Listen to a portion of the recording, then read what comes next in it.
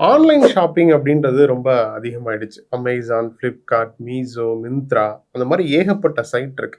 இந்த சைட்ல இந்த பொருள் நல்லாருக்கும் அப்படின்னு சூஸ் பண்ணிலாம் இப்போ ஆர்டர் போட ஆரம்பிச்சிருக்காங்க. அதுல ஒண்ணு தான் இப்போ இன்ஸ்டாகிராமும் சேர்ந்திருக்கு. இன்ஸ்டாகிராம்ல நெறைய பேர் பிசினஸ் பண்றாங்க. அது உண்மையிலேயே நல்ல விஷயம் தான்.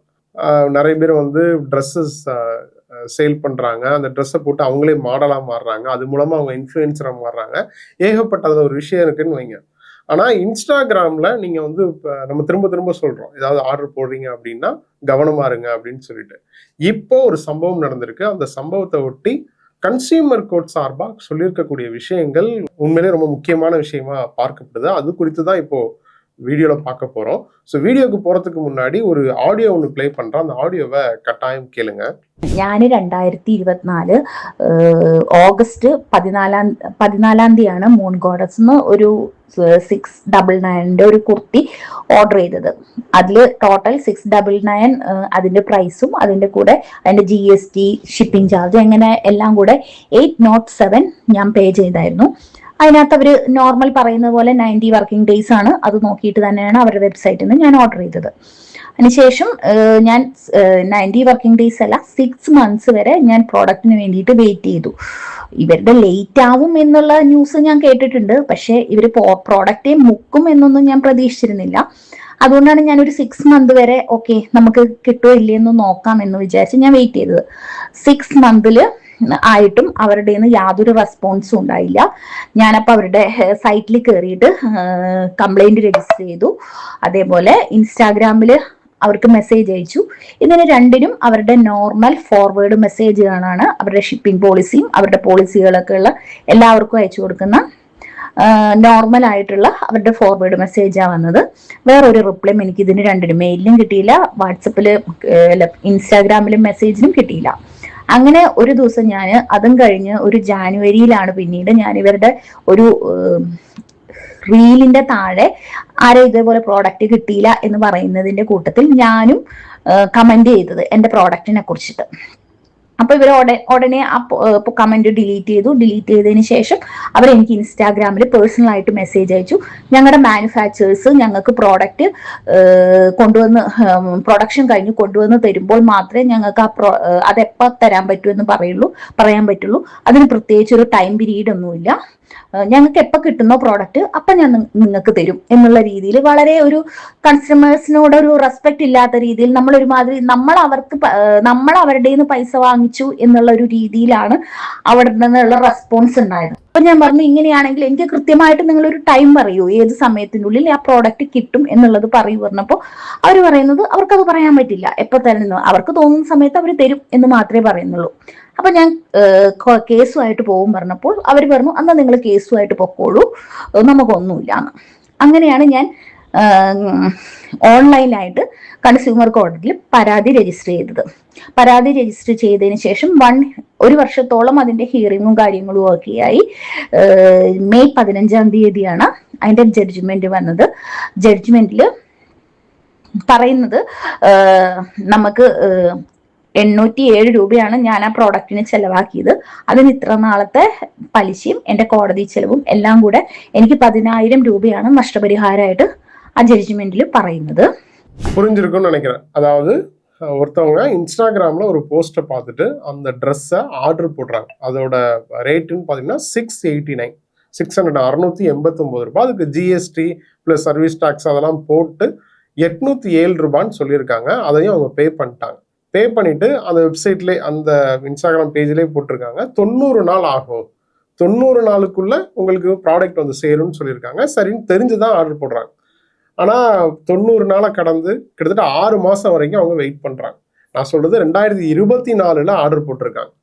சரி, 6 மாதம் வெயிட் பண்ணதுக்கு அப்புறம் அதே பேஜில் வேற ஒரு ரீல்ஸ் போடுறாங்க. அந்த ரீல்ஸுக்கு கீழே ஒருத்தவங்க கமெண்ட் பண்ணுறாங்க, இந்த மாதிரி நான் ஆர்டர் போட்டேன் எனக்கு கிடைக்கல அப்படின்னு போடுறாங்க. இவங்களும் இப்போ நம்ம ஆடியோவில் கேட்டீங்கன்னா அவங்களும் என்ன பண்ணுறாங்க, அதுக்கு கீழே அந்த கமெண்ட்டுக்கு கீழே நானும் ஆர்டர் போட்டேன் எனக்கு இன்னும் ப்ராடக்ட் கிடைக்கல அப்படின்ற மாதிரி போடுறாங்க. பட் சம்மந்தப்பட்ட பேஜஸ் சேர்ந்தவங்க அந்த கமெண்ட்டை இமீடியட்டாக டெலீட் பண்ணிட்டு இன்ஸ்டாகிராமில் மெசேஜ் பண்ணுறாங்க. ஸோ அதெல்லாம் அந்த ஆடியோவில் இருக்குன்னு வைங்க. இன்ஸ்டாகிராமில் மெசேஜ் பண்ணதுக்கப்புறம் இந்த மாதிரி எங்களோட மேனுஃபேக்சரர்ஸ் வந்து எங்களுக்கு எப்போ அனுப்புகிறாங்களோ அப்போ தான் நாங்கள் அனுப்ப முடியும் அப்படின்ற மாதிரி ஒரு மாதிரி ரூடாகவே பதில் சொல்கிறேன்.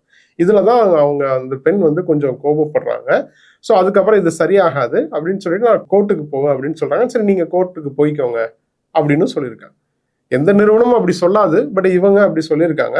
ஸோ இந்த பெண்மணியும் நுகர்வோர் நீதிமன்றத்தில் இது தொடர்பாக கம்ப்ளைண்ட் கொடுத்துருக்காங்க. அதுக்கான தீர்ப்புன்றது தான் இப்போ மே 15 வந்திருக்கு. ஸோ இப்போ மே 15 தீர்ப்பு வந்ததுக்கு அப்புறம் ஸோ இதுக்கு இடையில இந்த மாதிரி கன்சியூமர் கோர்ட்ல கம்ப்ளைண்ட் கொடுத்துருக்காங்க அப்படின்ற தகவல் அவங்களுக்கு போய் சேரும் இல்லையா? அப்படி போய் சேர்ந்த உடனே அந்த கம்பெனிலேருந்து உங்களுக்கு ஒரு கால் வந்திருக்கு. அந்த காலை நான் ப்ளே பண்றேன் பாருங்க. அதுலயும் எவ்வளவு ரூடா பேசுறாங்க பாருங்க. Hello ma'am, good evening. ഇത് വിളിക്കുന്നത് മൂൺ കോടതിയിലെ റിട്ടേൺ സെക്ഷനിൽ നിന്നായിരുന്നേ. ഓക്കെ മാം, ദൃശ്യ ഡി ആണോ? ദൃശ്യ. അതെ. ഒരു ഓഗസ്റ്റ് 16 627750 എന്ന് പറയുന്ന ഒരു ഓർഡർ നമ്പറിൽ നിന്ന് ഒരു ഓർഡർ പ്ലേസ് ചെയ്തിട്ടുണ്ട്. നമുക്കിപ്പോ റിട്ടേൺ സെക്ഷനിലേക്ക് ഓർഡർ അത് റിട്ടേൺ വന്നിട്ടുണ്ട്. ഇന്നാണ് റിട്ടേൺ വന്നേക്കുന്നത്. അപ്പൊ അത് എന്താണ് എന്റെ എൻക്വയറി എന്താണെന്ന് അറിയാൻ വേണ്ടി ഈ സാധനം ഞാൻ എന്ന് ഓർഡർ ചെയ്തതാന്ന് പറഞ്ഞ ഓഗസ്റ്റ് 16 2024. ഇപ്പൊ മാസം എത്രയായി? ഇതിപ്പോ ജൂൺ. എത്ര മാസമായി? നമ്മത് മാമിന് അറിയാലോ, കാൽക്കുലേറ്റ് ചെയ്താൽ കിട്ടൂലേ? എത്ര നാളെ നിങ്ങൾ പറ, നിങ്ങൾ എത്ര മാസമായി ഇപ്പൊ ഈ സാധനം? ഇതിപ്പോ നമ്മള് റിട്ടേൺ സെക്ഷനിൽ നിന്ന് വിളിക്കുന്നത് മാം. നിങ്ങൾ ഏതെന്ന് വിളിച്ചാലും എനിക്ക് അറിഞ്ഞൂടാ. നിങ്ങൾ ഏത് സെക്ഷനിൽ നിന്നായാലും എനിക്ക് യാതൊരു കുഴപ്പമില്ല. ഞാന് നിങ്ങളെ പല പ്രാവശ്യം ഞാൻ കോണ്ടാക്ട് ചെയ്തിട്ടുണ്ട്. നിങ്ങളുടെ എന്ത് മറുപടിയാ കിട്ടിയെന്ന് പറഞ്ഞിട്ടുണ്ട്. അതിന്റെ അടിസ്ഥാനത്തിൽ ഞാൻ മെയ് ലാസ്റ്റിന് കൺസ്യൂമർ കോടതിയിൽ കംപ്ലൈന്റും പോയിട്ടുണ്ട്. ആ കംപ്ലൈന്റ് നിങ്ങൾക്ക് എത്തിയ ഉടനെ നിങ്ങൾക്ക് ആ സാധനം ഇവിടെ അയക്കണമെങ്കിൽ എനിക്കത് വാങ്ങിക്കാൻ കുറച്ച് ബുദ്ധിമുട്ടുണ്ട്. കാരണം നിങ്ങൾക്ക് തോന്നുന്ന സമയത്ത് അയക്കാനല്ല ഞാൻ എന്റെ കാശ് അവിടെ തന്നിട്ടുള്ളത്. ഞാൻ ലീഗലി അതിന്റെ വഴിക്ക് ആ കാര്യങ്ങൾ പോയിക്കോളും. അതുകൊണ്ട് തന്നെയാണ് ഞാനത് വാങ്ങിക്കുന്നത്. ശരി. ஸோ கண்டிப்பா ஆப்வியஸா எல்லாருக்குமே கோவம் வரும் இல்லையா? இப்படி பண்ண உடனே அவங்க ரிட்டர்ன் கொடுத்துட்டாங்க வாங்காம. இப்படி அதாவது இந்த மாதிரி அந்த பெண் வந்து கன்சியூமர் கோர்ட்ல கம்ப்ளைண்ட் கொடுத்துருக்காங்க அப்படின்னு தெரிஞ்சதும் இவங்க அந்த ப்ராடக்டை அந்த பெண்ணுக்கு அனுப்புறாங்க. பட் இந்த பெண் என்ன பண்றாங்க, நான் ஆர்டர் போட்டது போன வருஷம் 90 நாளுக்குள்ள நான் ப்ராடக்ட் வரும்னு ஆர்டர் போடுறேன். ஆனால் நான் எக்ஸ்பெக்ட் பண்ண மாதிரி 90 நாளுக்குள்ள வரல. அதுக்கப்புறம் நான் மெசேஜ் பண்றேன், 6 மாசம் கழிச்சு மெசேஜ் பண்றேன். அதுக்கும் நீங்க வந்து சரியான ரெஸ்பான்ஸ் இல்லை. கஸ்டமருக்கு கால் பண்றேன், எதுக்குமே எந்த ரெஸ்பான்ஸ் இல்லை. இப்போ நான் கேஸ் கொடுத்தேன்னு தெரிஞ்சவொன்னே நீங்க அனுப்புறீங்க, அதான் என்னால வாங்க முடியாது, அதுல எனக்கு பிரச்சனை இருக்கு அப்படின்ற மாதிரி சொல்லிடுறாங்க. அதுக்கு உரிமை இருக்கான்னு கேட்டா கண்டிப்பா உரிமை இருக்கு. எந்த ப்ராடக்ட்டும் சரி, நீங்க ஆன்லைன்ல ஆர்டர் போடுறீங்க, அந்த ஆன்லைன்ல ஆர்டர் போட்டதுக்கு அப்புறம் அது குறிப்பிட்ட டைமுக்குள்ள, அதாவது அந்த நிறுவனம் கொடுத்த வாக்குறுதியின் அடிப்படையில அந்த சொன்ன அடிப்படை அந்த தேதிக்குள்ள உங்களுக்கு அந்த ப்ராடக்ட் வரல அப்படின்னா, நீங்க அது தாண்டி அந்த ப்ராடக்ட் வருது, உங்களுக்கு வாங்க விருப்பம் இல்லை அப்படின்னா தாராளமா நீங்க அதை ரிட்டர்ன் கொடுக்கலாம், வாங்காம திருப்பி அனுப்பலாம். அதுக்கு ஒரு கன்சியூமரா, ஒரு நுகர்வோரா நமக்கு உரிமை இருக்கு அப்படின்றத இந்த கேஸ் மூலமா கோர்ட்டுமே சொல்லியிருக்கு. ஸோ இந்த சம்பவம் இப்போ ஆன்லைன்ல பேசு பொருளான, அதாவது நுகர்வோர் நீதிமன்றம் இந்த மாதிரி தீர்ப்பு கொடுத்திருக்கு. அவங்களுக்கு ஏற்பட்ட சங்கடத்துக்கு ஒரு குறிப்பிட்ட தொகை, அப்புறம் வந்து வழக்கு செலவுக்கு ஆன ஒரு குறிப்பிட்ட தொகை, அது இல்லாம அவங்க ஆர்டர் போட்டா அந்த 807 ரூபாய் அது. ஸோ எல்லாத்தையுமே திரும்ப கொடுக்கணும். அதுவும் இல்லாம 45 நாளுக்குள்ள கொடுக்கணும். 45 நாள்ல கொடுக்கல அப்படின்னா ஒவ்வொரு மாசத்துக்கும் இதோட அபராதம் வந்து கூடிக்கிட்டே போகும், ஒரு குறிப்பிட்ட தொகை அப்படின்ற மாதிரி நுகர்வோர் நீதிமன்றத்துல தீர்ப்பு கொடுத்துட்டாங்க. ஸோ இந்த வீடியோ இப்போ பயங்கர வைரலான நிலையில சம்பந்தப்பட்ட அந்த இன்ஸ்டாகிராம் பேஜோட உரிமையாளர் வந்து ஒரு வீடியோ போட்டு விளக்கம் கொடுக்குறாங்க. அந்த விளக்கத்தையும் கேளு. മുൻകോടതി സ്റ്റാർട്ട് ചെയ്തതേ 2017 ലാസ്റ്റ് 2018 കാലഘട്ടങ്ങളിലാണ്. മുൻകോടതിനെ എല്ലാവരും അറിയുന്നത് 2020 കോവിഡിൻ്റെ സമയത്താണ്. അപ്പോൾ അത് മുതൽ ഇന്നേ വരെ മുൻകോടതിനെ സ്നേഹിച്ച എല്ലാ കസ്റ്റമേഴ്സിനും ഒത്തിരി നന്ദി. ഇന്ന് എന്താ പറയുക, ഞങ്ങൾ ഇപ്പോൾ ഞങ്ങളുടെ സിസ്റ്റം മാനേജ്മെൻറ്റ് എല്ലാം ഇങ്ങനെ റെഡിയാക്കി വരികയാണ്.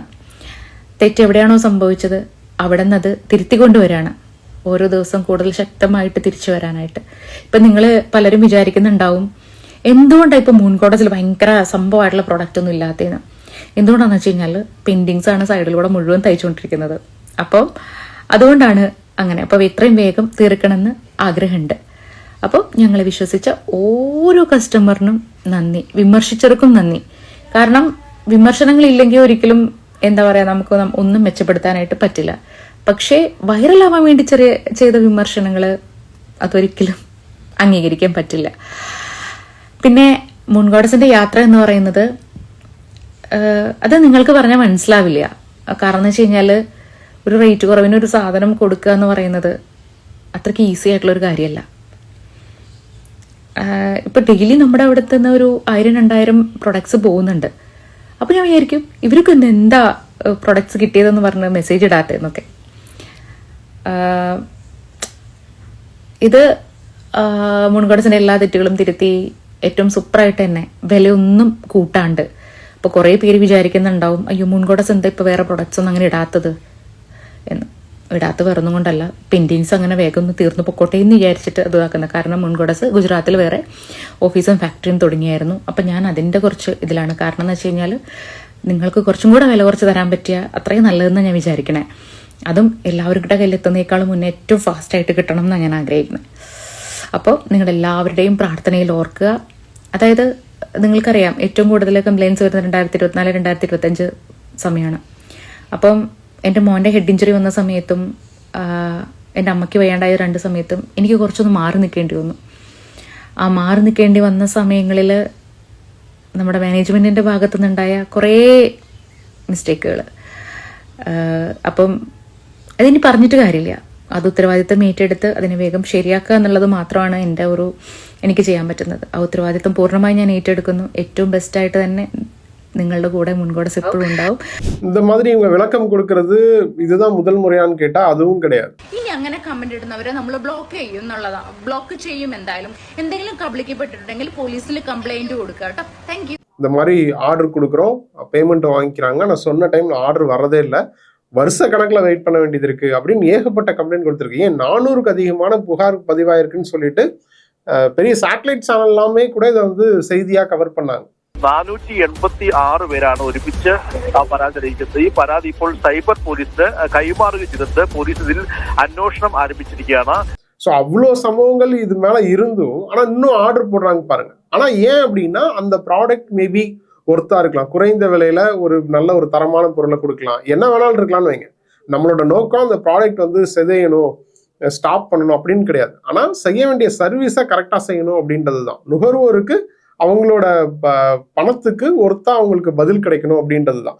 ஸோ அதை தான் இப்போ நீதிமன்றமே சொல்லியிருக்கு. நீங்க இன்ஸ்டாகிராம் மாதிரியான சோஷியல் மீடியால நீங்க பிசினஸ் பண்ணாலும் அது மூலமா ஒரு பொருள் விற்பனை செஞ்சாலும் அதுவும் நுகர்வோர் நீதிமன்றத்துக்கு கீழே கட்டாயம் வரும். இந்த கன்சியூமர் கோர்ட் அதையும் கட்டாயம் விசாரிக்கும், கொடுக்குற தீர்ப்பை கரெக்டாக ஃபாலோ பண்ணணும் அப்படின்னு அட்வைஸ் பண்ணியிருக்காங்க. ஸோ சோஷியல் மீடியாவில் பிஸ்னஸ் அப்படின்றது சாதாரண விஷயம் கிடையாது. யாராவது ஒருத்தர் ஏமாறுறாங்க இல்லை அவங்க வந்து சங்கடப்பட்டு ஒரு கம்ப்ளைண்ட் பண்ணுறாங்க அப்படின்னா எல்லாமே இங்கே வந்து ஒருத்து தான். இது வந்து அங்கே தானே நடந்துச்சு, இங்கே ஏன்ப்பா இதை பற்றி பேசணும் அப்படின்னு கேட்டால் அவங்களோட இன்ஸ்டாகிராம் ஃபாலோவர்ஸ் பார்த்துக்கிட்டிங்கன்னா 40 லட்சம் பேர் இருக்காங்க. அந்த 40 லட்சம் பேரும் கேரளாவை சேர்ந்தவங்கன்னு நினைக்கிறீங்க? தமிழ்நாட்டை சேர்ந்தவங்களும் இருக்காங்க. தமிழ்நாட்டை சேர்ந்தவங்களும் கம்ப்ளைண்ட் கொடுத்துருக்காங்க, கமெண்ட்ல நிறைய பேர் போட்டிருக்காங்க. நீங்க ஃபீட் பார்த்துக்கிட்டு இருக்கீங்க, உங்களுக்கு தமிழ் லாங்குவேஜ் உள்ள ரீல்ஸ் மட்டுமா வருது, ஏகப்பட்ட லாங்குவேஜ் வருது இல்லையா? ஸோ இது வந்து ஒரு குளோபல் மார்க்கெட்டு தான். இன்ஸ்டாகிராம்ல நீங்க எந்த ப்ராடக்டை பார்க்குறீங்களோ இல்லை எது ரிலேட்டடாக சர்ச் பண்றீங்களோ அது ரிலேட்டடாக உள்ள எல்லா லாங்குவேஜில் உள்ள வீடியோவையும் தான் காமிக்கும். ஸோ ஒரு ப்ராடக்ட் வந்து அது வேற ஸ்டேட் அப்படின்றதுக்காக நம்ம ஆன்லைன்ல யாரும் ஆர்டர் போடாமல் இருக்க மாட்டாங்க. ஸோ கண்டிப்பாக இதை பற்றி நீங்களும் தெரிஞ்சுக்காங்க. இங்கே இன்ஸ்டாகிராமில் இது துணி பிஸ்னஸ்ன்னு இல்லை, எந்த பிஸ்னஸ் நீங்கள் வந்து பண்ணாலுமே சரி அதை வந்து சரியாக பண்ணணும் அப்படின்றது தான் எல்லாரோட எதிர்பார்ப்பு.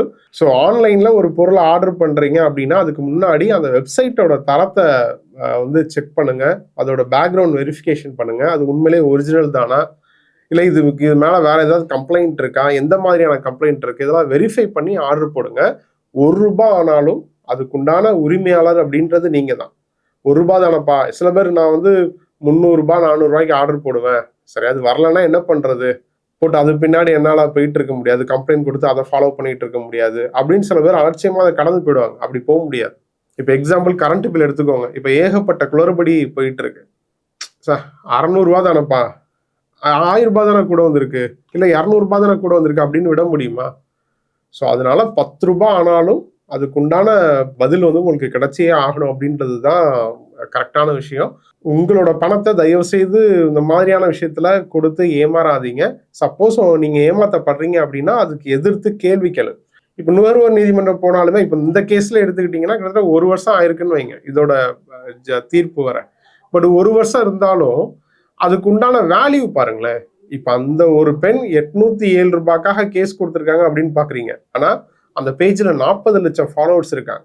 இப்ப இந்த பெண் வந்து அவங்களோட தனிநபருக்கான விஷயத்த பண்ணாலுமே அந்த செய்தி இந்த 40 லட்சம் பேருக்குமான ஒரு விழிப்புணர்வு தான்.